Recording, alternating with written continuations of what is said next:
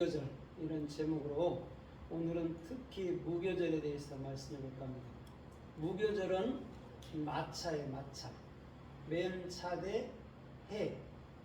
그러면 맴이라는 것은 하나님의 사역은 천국으로부터죠. 그죠? 그런데 천국은 우리 마음속에 그리스도가 머리를 삼고 있을 때 그것을 천국이라 하거든요.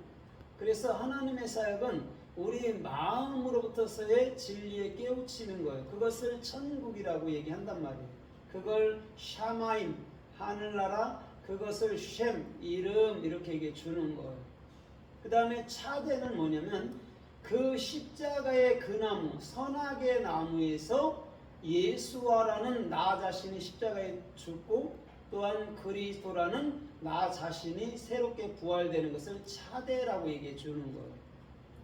그 다음에 해라는 것은 이제는 우리가 십자가도 알고 하나님의 사역이 우리 마음 가운데로부터 있는 것을 알게 될 때 우리는 그리스도라는 영의 실존 안에서 살게 되는 것을 오늘 말씀하고 있다라는 거죠. 그게 마차라는 거죠. 무교절. 그런데 그 전에 세례 요한이 칼에 죽거든요. 이게 뭐냐면 유월절이에요. 예수가 죽고 난 이후에 6월절, 그렇죠? 14일 날. 그 다음에 15일부터 무교절이 시작되는 거죠. 며칠간? 7일간. 그러면 지금 6월절이라는 건 정확히 예수와 내가 죽는 거예요. 그러면 십자가는 내 거였구나. 내가 죽는 거였구나로 가야 되는 거예요. 예수님은 시체과 교제니까 그렇다라는 거죠. 그 다음에 무교절이라는 7일을 또 그들에게 허락해 줬는데 7일 동안은 그쵸 쓴 나물 또 무슨 것 쓴 나물하고 뭘 먹죠? 누룩이 없는 빵을 먹었단 말이에요. 이게 그럼 무엇일까? 예수님은 6월절에 죽었는데 무교절을 우리가 7일 동안 지켰는데 거기서 또 누룩 없는 빵 쓴 나물을 먹었단 말이죠. 이것은 다른 게 아니에요. 예수님의 십자가의 죽음이 곧 내 죽음으로 내 마음속에 간직한다 할 때 그것을 무교절 이렇게 얘기해 주는 거예요. 그럼 무교절 끝나고 7일이 끝나면 우리는 부활의 생명 안에서 팔로 나아가는 거예요. 그게 무교절의 의미란 말이에요. 부활절 전에 있는 거란 말이죠. 무교절이 있고 난 다음에 이제 부활절이 오겠죠. 그래서 주님께서는 이 마차라는 오늘도 저와 여러분들의 마음속의 사역 속에서 분명한 것은 십자가의 그 은혜와 또 부활의 그 은혜를 말씀해 주기 위해서 오늘 베드로도 옥에 갇히는 거라는 것이죠. 그래서 그 무교절 동안 있고 무교절이 끝남에 베드로는 하나님께서 구출해 내 가시죠. 그러면 오늘 이 무교절이 또 성서에서 어떻게 말씀하고 어떻게 또 쓰이고 어떻게 역사하는지 우리가 좀 살펴보도록 하겠습니다. 마태복음 26장 17절에 보면 이제는 6월절이라는 무교절이 다가왔을 때 객실을 예비하라고 그러거든요. 근데 그 객실에서 처음 행한 일이 뭐냐면 성만찬을 베풀었어요. 지금 무교절, 6월절하고 무교절 때에 성만찬을 베풀었거든요. 그래서 떡은 예수의 몸이라고 말하고 피는 예수의 생명이라고 또 얘기를 한단 말이죠. 그러면 6월절과 무교절이 정확히 예수님께서 십자가의 죽음과 또한 분명히 우리 안에 영원한 생명으로 부활할 것을 얘기해 주는 게 성만찬이라는 것이죠. 그럼 무교절이라는 것은 우리가 부활로 가기 위한 오늘도 십자가는 내 거라고 정확히 뚜렷이 알아야 된다는 것이죠. 그래서 언젠가 그 이순신 그 전투에서 일본과의 전투에서 그러잖아요. 그 심리전이 있을 때 최고 사람들에게 그 걸림돌이 되는 건 뭐라고 그러죠? 두려움이라고 그러죠. 그죠?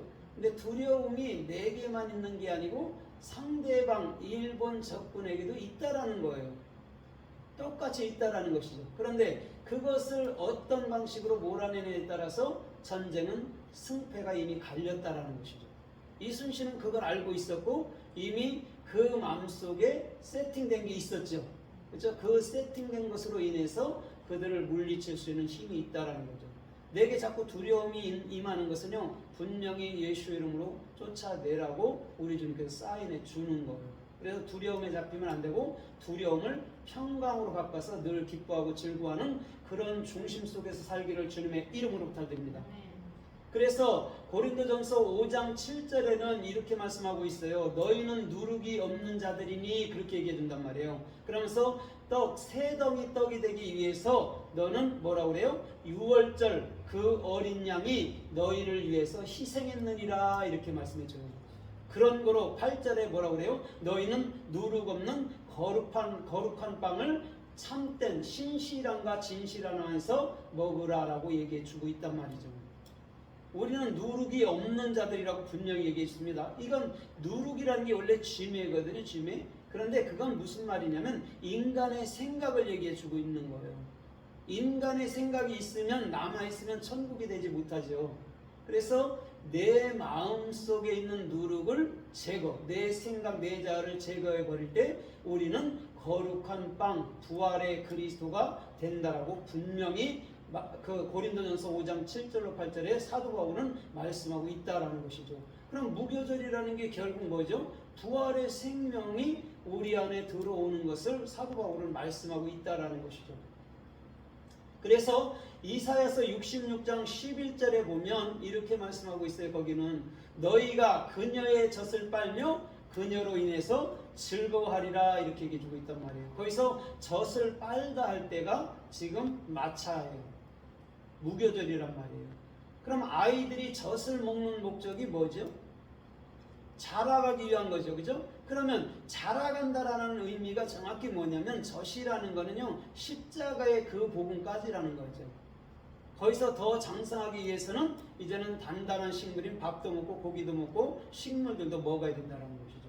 그런데 젖을 빨면서 그녀의 젖을 빨면서 즐거워한다라고 얘기해 주고 있어요. 그것은 십자가의 여러분들 예수의 그 십자가의 고난과 그 십자가는 정확히 우리에겐 달콤함으로 온다라는 거예요. 왜? 우리가 지는 게 아니고 예수께서 진 것을 우리는 마음에 가지면 된다라고 얘기해 주는 것이죠. 그래서 원래 마차라는 의미는요, 달콤하다라는 뜻이에요. 그래서 젖도 가만히 먹다 보면요, 달콤해요. 달콤한 게 있단 말이에요. 거기에 당이 있기 때문에 달콤한 거죠, 육적으로. 그것을 표현해주고 있는 게 마차라는 의미라는 것이죠. 그래서 창세기 18장에 보면 18장 7절로 10절 이하에도 보면 그 새 남자 이씨가 아브라함에게 찾아갔죠. 그죠? 장막문에서 깨어있을 때 그때 그가 여러분 살찐 양을 잡아서 버터로 또 누룩 없는 빵을 부어서 그들에게 드릴 때 그들이 먹고 난 이후에는 그들에게 여러분들 소돔과 고모라를 멸하러 간다라고 분명한 응답을 주고 가는 모습을 볼 수가 있습니다. 거기서도 누룩 없는 빵을 아브라함이 준비했던 거예요. 이런 거죠. 하나님은 어떤 분이냐면 진리의 신이잖아요. 그죠? 진리의 신은 사람의 생각을 받지 않는다라는 거예요.